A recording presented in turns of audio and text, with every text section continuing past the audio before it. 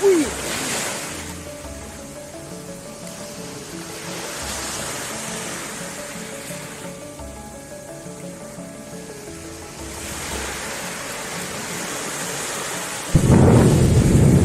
Oh ya, apa das?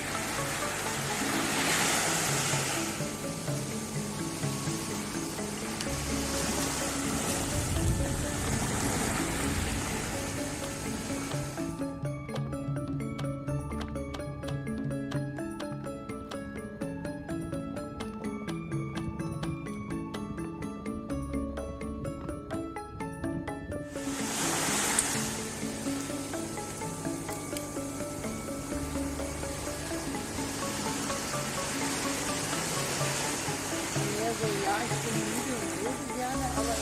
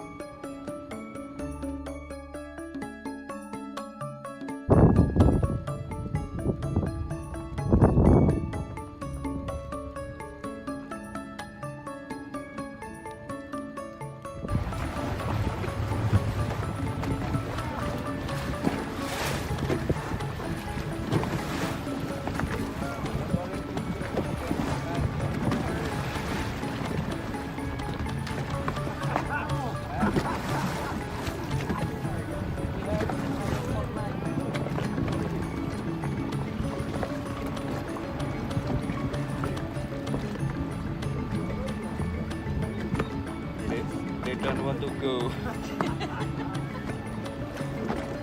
but this is really cool.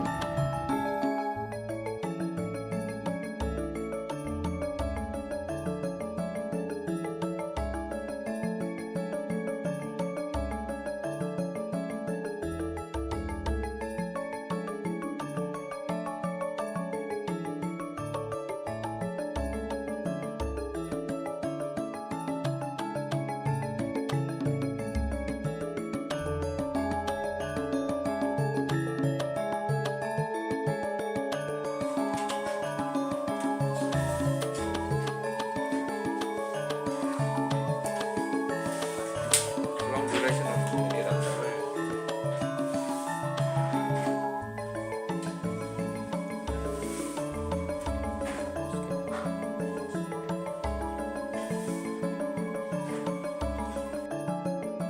So what did the Dutch-born geologist who was born in Indonesia say, Reinout Willem van Bemmelen? In geology, as in history, the material in hand remains silent if no questions are asked. The nature of these questions depends on the school to which the geologist belongs and on the objectivity of his investigations. Hans Cloos called this way of interrogation the dialogue with the earth, das Gespräch mit der Erde. An example of such emergent phenomena is the origin of life from non-living chemical compounds in the oldest, lifeless oceans of the Earth.